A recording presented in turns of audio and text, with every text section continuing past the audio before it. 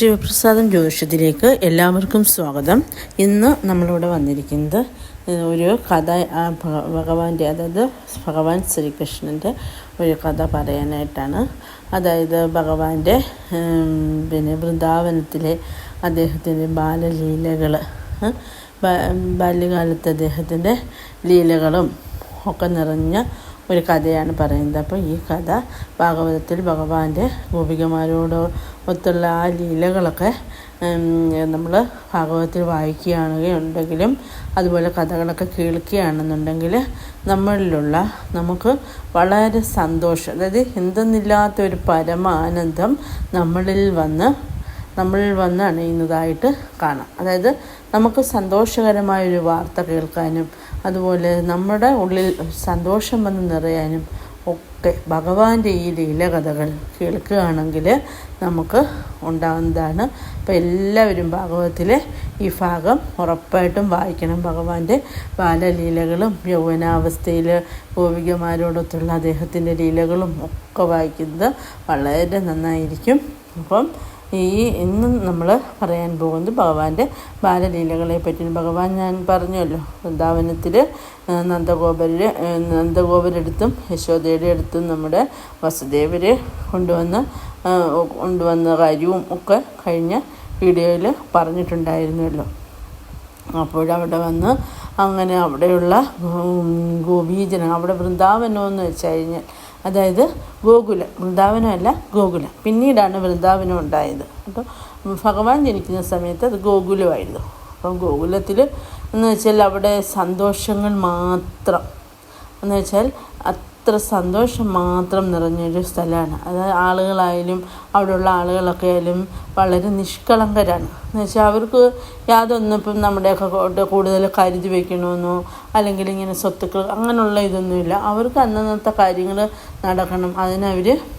അവരുടെ വരുമാന മാർഗമെന്ന് പറയുന്നത് ഈ ഗോക്കളാണ്. അതായത് പശുക്കൾ പാല് കറന്നു കൊടുത്ത്, അപ്പോൾ ആ പാല് വിറ്റ് കിട്ടുന്ന വേതനം കൊണ്ടും അതുപോലെ വെണ്ണ വിൽപ്പന, ഇതൊക്കെയാണ് അവരുടെ ജോലി എന്ന് പറയുന്നത്. അപ്പോൾ അതൊക്കെ ചെയ്താണ് അവർ കഴിയുന്നത്. എന്നിട്ട് അവർ ഭക്ഷണമൊക്കെ കഴിക്കുക, പിന്നെ അവർ നൃത്തവും സംഗീതവും, അങ്ങനെ കണ്ണൻ്റെ ആ ജനനം, അതായത് നന്ദഗോപുരം എന്ന് പറയുന്നത് ഗോകുലത്തിലെ രാജാവാണ്. അപ്പം രാജാവ് കൂടെ, അപ്പോൾ രാജാവിന് ഇങ്ങനെ ഒരു പുത്രൻ ജനിച്ചു എന്നറിഞ്ഞ് എല്ലാവരും ഭയങ്കര സന്തോഷവും. അങ്ങനെ വൃന്ദാവനത്തിൽ ഉത്സവമാണ്, ഗോകുലത്തിൽ അങ്ങനെ ഉത്സവമാണ് നടക്കുന്നത്. അപ്പോൾ ഭയങ്കര ഡാൻസും പാട്ടും ഒക്കെ ആയിട്ട് അങ്ങനെ നടക്കുകയാണ്. പക്ഷേ നമ്മുടെ മധുരയിൽ കംസനുണ്ടല്ലോ, ആകെ പരിഭ്രാന്തനായിരിക്കുകയാണ്. അതായത് ദേവി ചെന്നിട്ട് ഇങ്ങനെ പറഞ്ഞുവല്ലോ, നിന്നെ കൊല്ലാനുള്ള ആൾ ജനിച്ചിട്ടുണ്ട്, ഞാൻ നിന്നെ ഒന്നും ചെയ്യുന്നില്ല, അപ്പം നിൻ്റെ തിന്മകളൊക്കെ നിൻ്റെ തിന്മയ്ക്കുള്ള നിൻ്റെ ഈ അഹങ്കാരത്തിനുള്ള പ്രതിഫലം നിനക്ക് ഉറപ്പായിട്ടും കിട്ടുമെന്ന് പറഞ്ഞിട്ടുണ്ടല്ലോ. ഇത് കംസനെ ആകെ വിഷമിപ്പിച്ചു. കംസനാകെ പറഞ്ഞല്ലോ പരിഭ്രാന്തനായി. ഇയാൾ പെട്ടെന്ന് വന്നിട്ട് ആ പ്രദേശത്തുള്ള എല്ലാ കുഞ്ഞുങ്ങളെയും അയാൾ കൊല്ലുവാനുള്ള ഓർഡർ കൊടുത്തു. അതായത് എല്ലാ കുഞ്ഞുങ്ങളെയും കൊന്നു കളയണം എന്ന് ആജ്ഞാപിച്ചു. അങ്ങനെ ഇത്രയും നിഷ്ഠൂരനാണ് കംസൻ. അപ്പം അങ്ങനെ ആജ്ഞാപിച്ച് അങ്ങനെ ജനിച്ച നവജാത ശിശുക്കളെ ഇവർ കൊന്നുകളഞ്ഞു. അങ്ങനെ എല്ലാവരും അങ്ങനെ കൊല്ലാൻ വന്ന കൂട്ടത്തിൽ നമ്മുടെ ഗോകുലത്തിലാണെങ്കിൽ ഭയങ്കര ഡാൻസും പാട്ടും. അപ്പോഴും അവർ ചോദിക്കും, എന്തോ ഇവിടെ കാര്യം, എന്താണ് ഇവിടെ ഡാൻസും പാട്ടും ഒക്കെ ആഘോഷമൊക്കെ നടക്കുന്നുണ്ടല്ലോ, എന്തോ കാര്യം? അപ്പം പറയും, ഇവിടുത്തെ രാജാവായ നന്ദഗോപർക്കൊരു പുത്രൻ ജനിച്ചിരിക്കുകയാണ് എന്ന് പറയാം. അപ്പം പറയും, ഞങ്ങൾക്ക് ഈ കുഞ്ഞിനെ ഇപ്പം കൊന്നേ പറ്റൂ, കാര്യം കംസൻ്റെ ഓർഡറാണ്, കംസൻ ഞങ്ങളോട് ആജ്ഞാപിച്ചിരിക്കുകയാണ് കുഞ്ഞുങ്ങളെ എല്ലാം കൊല്ലണമെന്ന്. കാര്യമെന്ന് വെച്ചാൽ അതൊരു വല്ലാത്ത ദയനീയ അവസ്ഥയിലുള്ള ഒരു രംഗമാണ്. ഈ പാവം പിടിച്ച കുഞ്ഞുങ്ങളെ, അതായത് അവരുടെ മാതാപിതാക്കൾ ജനിച്ച് അവരെ കണ്ട് കൊതിപോലും തീർന്നിട്ടില്ല. എന്നിട്ട് ചില മാതാപിതാക്കളാണെങ്കിൽ കുഞ്ഞുങ്ങളെ ഒഴുക്കിയൊക്കെ വിടുകയാണ് നദികളിലൂടെയൊക്കെ, ഇപ്പോൾ എങ്ങനെയും രക്ഷപ്പെട്ടെന്ന് പറഞ്ഞു. അങ്ങനെ വളരെ നിഷ്ഠൂരമായിട്ട് കുഞ്ഞുങ്ങളെ കൊല്ലുകയാണ്. അങ്ങനെ ഈ ഗോകുലത്തിലെ നമ്മുടെ കണ്ണനെ കൊല്ലാനും ഇവർ ഇങ്ങനെ സംസാരിച്ചപ്പോൾ തന്നെ ഗോകുലവാസികൾ എല്ലാവരും കൂടെ ചേർന്ന് ഇവരെ ഓടിച്ചു. കല്ലൊക്കെ എറിഞ്ഞും അവരാൽ കഴിയുന്ന രീതിയിലൊക്കെ ഓടിച്ചു. അങ്ങനെ ഇവർ പേടിച്ചോടിപ്പോവുകയായിരുന്നു ചെയ്തത്. പക്ഷേ കംസനോട് ചെന്ന് പറയും, ഇതുപോലെ ഗോകുലത്തിൽ ഒരു കുഞ്ഞിനെ മാത്രം ഞങ്ങൾക്ക് കൊല്ലാൻ പറ്റിയിട്ടില്ല. കാര്യം അവിടെ നന്ദഗോപരുടെ പുത്രൻ നന്ദഗോപർക്കൊരു പുത്രൻ ജനിച്ചിട്ടുണ്ട് എന്ന് പറയും. അപ്പോൾ ഈ വിവരം നമ്മുടെ ഗോകുലവാസികൾ വന്ന് നന്ദഗോപരോടും പറയും, ഇതുപോലെ കുഞ്ഞിനെ കൊല്ലാനായിട്ട് കുറേ പേര് വന്നിരുന്നു, ഞങ്ങൾ ഇതുപോലെ ഓടിച്ചു വിട്ടിട്ടുണ്ട്, കംസൻ്റെ ആളുകളാണെന്നൊക്കെ പറയും. അപ്പോൾ യശോദാദേവിയൊക്കെ ആകെ വിഷമിക്കും. കാര്യം കുഞ്ഞിനെ കൊല്ലാനായിട്ട് ആളിനെ വിട്ടില്ല, ഇനി കംസൻ അറിഞ്ഞാൽ ഇനി ഡയറക്റ്റ് വന്ന് കൊന്നു കളയോ എന്നൊക്കെ ആകെ ഭയക്കും. അപ്പം പറയും, നന്ദഗോപർ പറയും, ഇല്ല, ഞാൻ കംസനെ ഈ വിവരം പോയി ഞാൻ തന്നെ അറിയിക്കാം എന്ന് പറഞ്ഞിട്ട് നമ്മുടെ നന്ദഗോപർ തന്നെ കംസൻ്റെ കൊട്ടാരത്തിൽ ചെന്ന് വിവരങ്ങളൊക്കെ പറയും. ഇതുപോലെ എനിക്കൊരു കുഞ്ഞ് ജനിച്ചു, അങ്ങനെ അങ്ങനെ കംസൻ ഉപകാരങ്ങളൊക്കെ കൊടുത്തു വിടുന്നുണ്ട്. ചുമ്മാ കാണിക്കാൻ വേണ്ടിയാണെങ്കിലും കംസൻ അങ്ങനെയൊക്കെ ചെയ്യുന്നുണ്ട്. എന്നിട്ട് ഒരു വഴിക്കൂടെ ഒരു എന്താ പറയുന്നത്, ദുഷ്ടയായ ഒരു രാക്ഷസിയെ അയക്കുകയാണ്. ആര്? പൂതന എന്ന് പറയും. ആ രാക്ഷസിയുടെ പേര് പൂതന. അപ്പോൾ പൂതനെ അയക്കുകയാണ്. എന്തിന്? നമ്മുടെ കണ്ണനെ വധിക്കാനായിട്ട് ഗോകുലത്തിലോട്ട് അയക്കുകയാണ്. പക്ഷേ നമ്മുടെ കണ്ണന് ഇതെല്ലാം അറിയാം. കാര്യം കണ്ണൻ ഇതെല്ലാം അറിഞ്ഞുകൊണ്ട്, കാര്യം ഭഗവാനല്ലേ, ഭഗവാന് എല്ലാം അറിയാം. എല്ലാം അദ്ദേഹം കുഞ്ഞു ഭാവിയായിട്ട് കിടക്കുകയാണെങ്കിൽ എല്ലാ കാര്യങ്ങളും അറിയുന്നുണ്ട്, കംസൻ്റെ ഈ ചെയ്തനകളെല്ലാം. പക്ഷേ ഉടനടി കാര്യം സ്വന്തം മാതാപിതാക്കൾക്ക് ഇത്രയും പീഡനങ്ങൾ കൊടുത്തപ്പോൾ അവനെ ഉടനടി വധിക്കണമെങ്കിൽ ഭഗവാന് വധിക്കാമായിരുന്നു. പക്ഷേ ഭഗവാൻ അതൊന്നും ചെയ്യുന്നില്ല. ഭഗവാൻ എല്ലാത്തിനും അതിൻ്റെ സമയത്തിന് വേണ്ടി. കാര്യം കംസനിന് സ്വഭാവം മാറ്റിക്കഴിഞ്ഞാൽ കംസന് അതിൻ്റേതായ നന്മ മാത്രമേ ഭഗവാൻ കൊടുക്കുമായിരുന്നുള്ളൂ. പക്ഷേ കംസൻ പിന്നെയും ക്രൂരതകൾ കൂടിക്കൊണ്ട് വരികയാണ്. ഇനി ഭഗവാനെ തന്നെ നശിപ്പിക്കാനായിട്ട് ഇതുപോലെ ഒരു രാക്ഷസിയെ വിട്ടിരിക്കുകയാണ്. അങ്ങനെ ഇവിടെ ഗോകുലത്തിലാണെങ്കിൽ ഭയങ്കര ആഘോഷം അങ്ങനെ നടക്കുകയാണ്.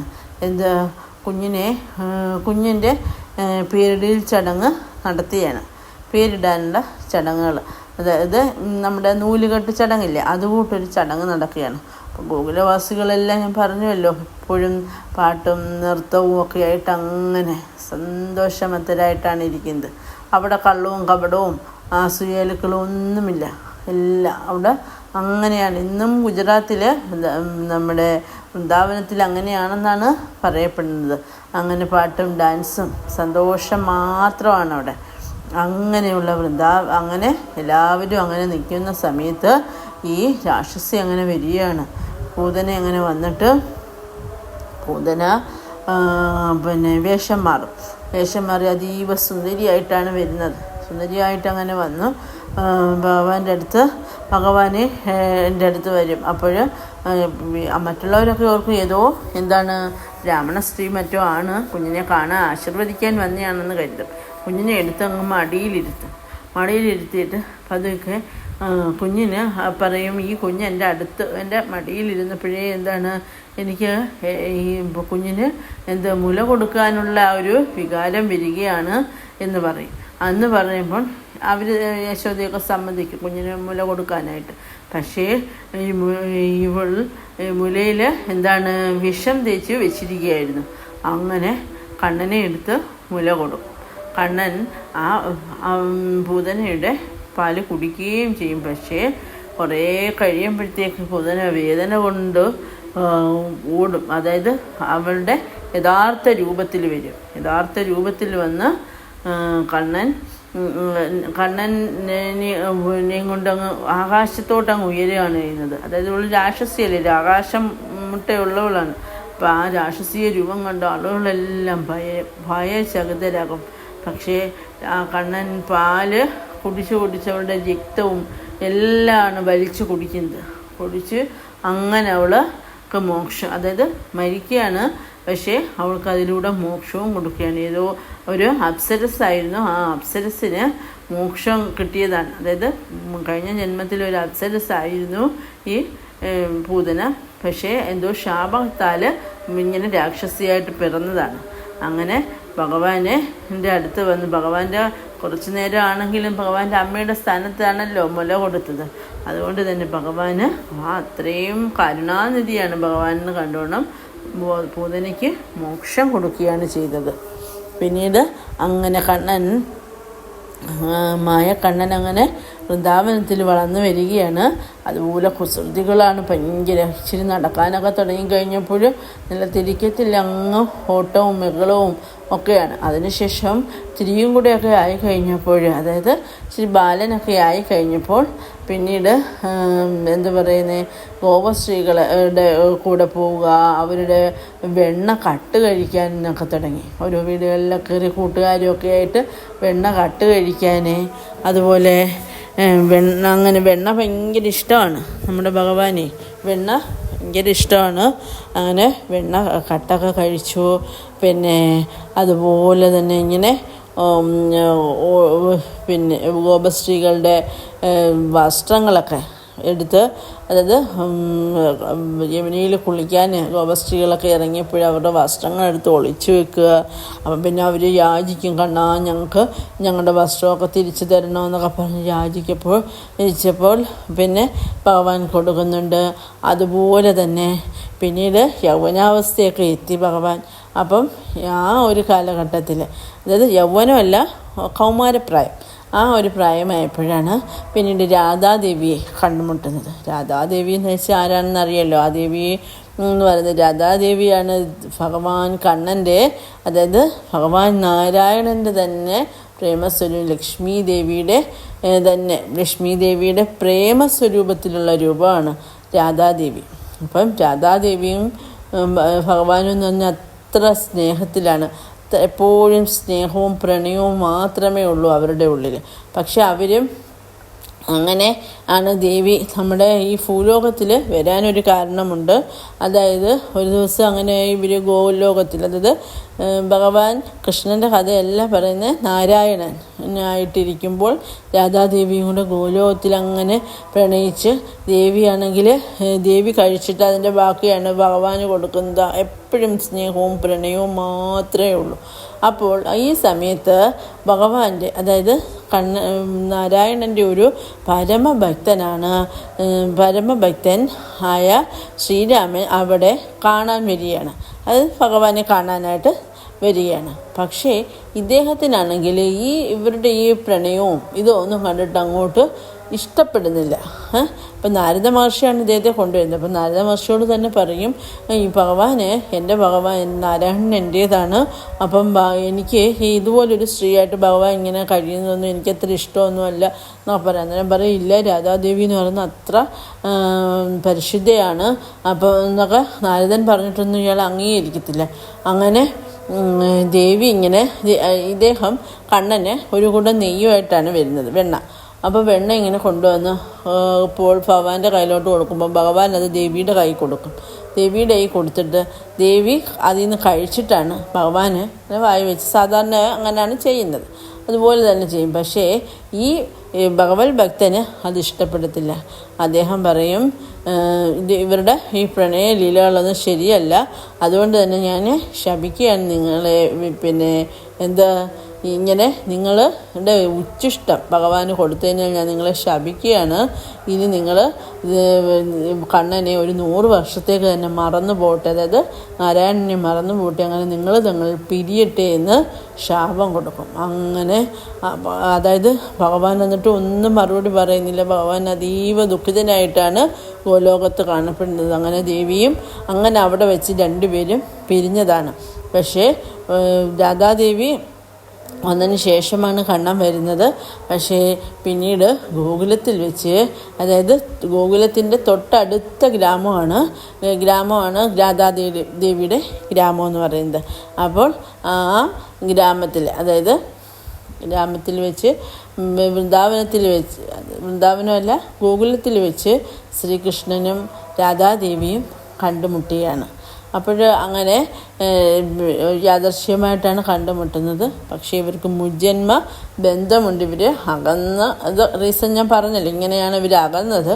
പക്ഷേ ഭഗവാനാണെങ്കിൽ എത്രയും, അതായത് ജനിച്ചപ്പോൾ തന്നെ പിന്നെ അങ്ങനെ കംസനെ വധിക്കുക എന്ന ഉദ്ദേശം മാത്രമല്ല ഭഗവാന് ദേവിയെ ഇവിടെ വന്നിട്ട് ദേവിയുമായിട്ട് കാണാനും ദേവിയെ പിന്നീട് ഭഗവാൻ ലയിപ്പിച്ച് ചേർക്കാനാണ് ഭഗവാൻ നോക്കുന്നത്. പക്ഷേ ദേവിയാണെങ്കിൽ അതൊക്കെ മറന്നു പോയിരിക്കുകയാണ്. അങ്ങനെ അപ്പോൾ ദേവിയുടെ രാജ്യത്തിൻ്റെ പേരെന്ന് പറയുന്നത് ബിർസാന എന്ന് പറയും. ബിർസാന രാജ്യത്തെ രാജകുമാരിയായിട്ടാണ് രാധാദേവി ജനിക്കുന്നത്. അപ്പം ഇതെന്ന് പറയുന്നത് ഗോകുലത്തിൻ്റെ അടുത്ത സ്ഥലം, അതായത് നമ്മൾ കേരളം, തമിഴ്നാട് അങ്ങനെ പോലെ അടുത്ത സ്ഥലം തന്നെയാണ്. അപ്പോൾ അങ്ങനെ കണ്ണനും നമ്മുടെ രാധാദേവിയും കണ്ടുമുട്ടുന്നതും പിന്നീട് അവർ പ്രണയത്തിലാവുന്നു. അവരുടെ പ്രണയലീലകൾ പിന്നീട് ഭഗവാന്റെ രാസലീല. അപ്പോൾ ആ രാസലീലയെന്ന് വെച്ച് കഴിഞ്ഞാൽ ഭഗവാൻ കണ്ണനാണെങ്കിൽ പിന്നെ വൃന്ദാവനത്തിൽ, അതായത് മനോഹരമായി ഇന്നും അവിടെ ഉണ്ട് ഭഗവാൻ രാസലീല നടത്തിയ സ്ഥലമൊക്കെ. അപ്പോൾ അവിടെ രാത്രിയിൽ ഭഗവാൻ എല്ലാ ഗോപികമാരോടും ഒത്ത് രാധാദേവിയുമൊത്ത് അവിടെ അങ്ങനെ നൃത്തത്തിൽ അങ്ങനെ മുഴുകിയിരിക്കുന്ന സ്ഥലമാണ്. അങ്ങനെ ഭഗവാന് അതീവ സന്തോഷവാനാണ്. പിന്നെ അതുപോലെ തന്നെ ഭഗവാൻ പകൽ സമയത്തൊക്കെ ആണെങ്കിൽ ഗോക്കളുമായിട്ട് ഗോക്കളും പിന്നെ കൂട്ടുകാരും ഒക്കെ ആയിട്ട് ഇങ്ങനെ ഗോക്കളെ മേയ്ക്കാനായിട്ട് അങ്ങനെ പോവും. അതും ഭഗവാന് ഭയങ്കര സന്തോഷമാണ്. അപ്പോൾ ഇങ്ങനെ അത് കഴിഞ്ഞിട്ട് നല്ല പുല്ലാങ്കുഴൽ നാദം, അതായത് പുല്ലാങ്കുഴൽ അങ്ങനെ വായിക്കും ഭഗവാൻ. അപ്പം ആ പുല്ലാങ്കുഴൽ നാദത്തിൽ പശുക്കൾ പോലും ഗോപസ്ത്രീകളൊക്കെ ആണെങ്കിൽ അറിയാതെ ഇങ്ങനെ എന്താ പറയുന്നത് ഇതിലങ്ങ് ലയിച്ചു പോവുകയാണ്. അതുപോലെ രാധാദേവിയെയും ഈ പുല്ലാങ്കുഴലൊതിയാണ് ഭഗവാൻ. അതായത് ദേവി ജനിച്ചപ്പോൾ തന്നെ പുല്ലാങ്കുഴലിൻ്റെ സൗണ്ട് ദേവിയെ ഇങ്ങനെ കേൾക്കുന്നുണ്ട്. പക്ഷെ ദേവിക്ക് എവിടുന്ന് അതെന്താണെന്നൊന്നും അറിയുന്നില്ല. പക്ഷേ യാദൃശ്യമായിട്ട് ഒരു ദിവസം കണ്ണനെ കണ്ടുമുട്ടുകയും അങ്ങനെ ഈ തൊട്ടടുത്ത രാജ്യത്തെ, അതായത് ഇത് ബർസാനയിലെ രാജാവിൻ്റെ അത് നമ്മുടെ നന്ദഗോപരും ബർസാനയിലെ രാജാവും അവർ രണ്ടുപേരും എന്താണ് സുഹൃത്തുക്കളാണ്. അതുകൊണ്ട് തന്നെ അത് മുഖേന പിന്നെ ഇവർ അങ്ങോട്ടും ഇങ്ങോട്ടും, അതായത് വൃന്ദാവനത്തിൽ നിന്ന്, അതായത് ഗോകുലത്തിൽ നിന്ന് ഇവർ നേരെ ബർസാനയിൽ പോകും, ബർസാനയിലുള്ളവർ ഇങ്ങോട്ടും വരും. അങ്ങനെ ഇവർ വളരെ നല്ലൊരു ഫ്രണ്ട്ഷിപ്പ്, അതായത് നല്ലൊരു സുഹൃത്ത് ബന്ധം ഇവരുടെ ഇടയിലുണ്ട്. അങ്ങനെ ഇവർ തങ്ങളിൽ കണ്ടുമുട്ടുകയും വളരെ സന്തോഷത്തോടെ അങ്ങനെ രാധാദേവിയും ഒക്കെയായിട്ട് സന്തോഷത്തോടെ അങ്ങനെ ഇരിക്കുന്ന സമയത്ത് ആണ് രാധാദേവി എന്ന് വെച്ച് കഴിഞ്ഞാൽ എങ്ങനെ പിന്നെ ദേവിയാണെങ്കിലും എന്താണ് പഴയ കാര്യങ്ങളെല്ലാം ദേവി മറന്നു പോയിരിക്കുകയാണ്. അങ്ങനെ ആ ശാപത്തിൻ്റെ കാരണത്താലേ. അപ്പോൾ ദേവിയിൽ ചില ഭഗവാൻ എന്ന് പറഞ്ഞാൽ ഭഗവാൻ തന്നെയല്ലേ, പക്ഷേ ദേവിയിൽ മനുഷ്യരുടേതായ ചില ചേഷ്ടകളുണ്ട്. കോപം, കാമം, ക്രോധം, ഇതെല്ലാം ദേവിയിൽ വരുന്നുണ്ട്. ഇനി അതിനെ എല്ലാം അതിജീവിച്ചെങ്കിൽ മാത്രമേ ദേവിക്ക് പൂർണ്ണ ദേവീ രൂപത്തിലെത്താൻ പറ്റൂ. ആ ദേവീ രൂപം കൈവന്നെങ്കിൽ മാത്രമേ ഭഗവാനിൽ ലയിക്കാൻ പറ്റുകയുള്ളൂ.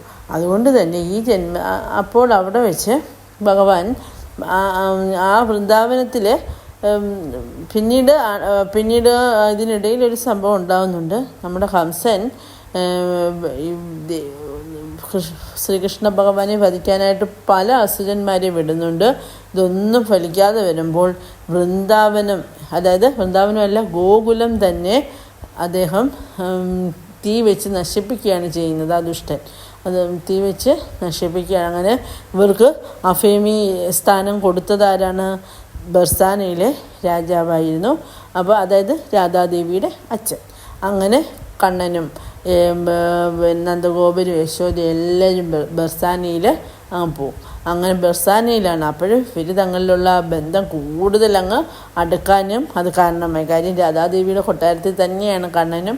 അപ്പോൾ ഇവർക്ക് തങ്ങളിൽ, അതായത് കണ്ണന് ദേവിയെ കാണുമ്പോഴേ കണ്ണുനീര് തോകുകയാണ്. കണ്ണനറിയാം ദേവി എൻ്റെ രാധയാണ്, എൻ്റെ പ്രണയിനിയാണ് എന്ന് പൂർണ്ണമായിട്ടും അറിയാം. പക്ഷെ ദേവിക്ക് അറിയില്ലല്ലോ.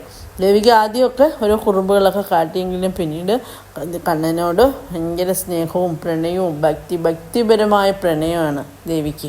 ഭക്തിയിലൂടെയുള്ള ആ പ്രണയമാണ് രാധാദേവിയുടെ പ്രണയം എന്ന് പറയുന്നത്. അങ്ങനെ ഭക്തി പാരവശ്യത്തിൽ അങ്ങനെ ഇരിക്കുകയാണ്. അങ്ങനെ പിന്നീട് രാധാദേവിയെ വിവാഹമൊന്നും ഭഗവാൻ കഴിക്കുന്നില്ല. പകരം ഭഗവാൻ പിന്നീട് മധുരയിലോട്ട് പോവുകയാണ്. അക്രൂരർ വരുന്നുണ്ട്. അക്രൂരർ വന്ന് നന്ദഗോപരോട് വിവരങ്ങളൊക്കെ പറയും. ഇതുപോലെ കംസൻ്റെ കൊട്ടാരത്തിലോട്ട് കൂട്ടിക്കൊണ്ട് ചെല്ലണമെന്ന് പറഞ്ഞെന്ന് പറയും. അങ്ങനെ ഭഗവാൻ, അതായത് ശ്രീകൃഷ്ണനും ബലരാമനും കൂടെ കംസൻ്റെ കൊട്ടാരത്തിൽ മധുരയിലേക്ക് പോവുകയാണ്. അപ്പോൾ ഈ പോകുന്ന സമയത്ത് വളരെയധികം ദുഃഖമുണ്ടാകും ഗോപീജനങ്ങൾക്കെല്ലാം. അപ്പോൾ അങ്ങനെ അതാണ് ഈ കഥയുടെ സാരം. അതായത് നമ്മുടെ കഥയെന്ന് പറയുന്നത് വൃന്ദാവനത്തിലെ ലീലകളായിരുന്നില്ല. അപ്പോൾ ഓരോരോ ലീലകൾ അങ്ങനെ അതാണ്. അതുകൊണ്ട് തന്നെ ഇന്നത്തെ കഥ ഇവിടെ അവസാനിപ്പിക്കുകയാണ്. അപ്പോൾ എല്ലാവർക്കും എല്ലാ നന്മകളും ഉണ്ടാകട്ടെ.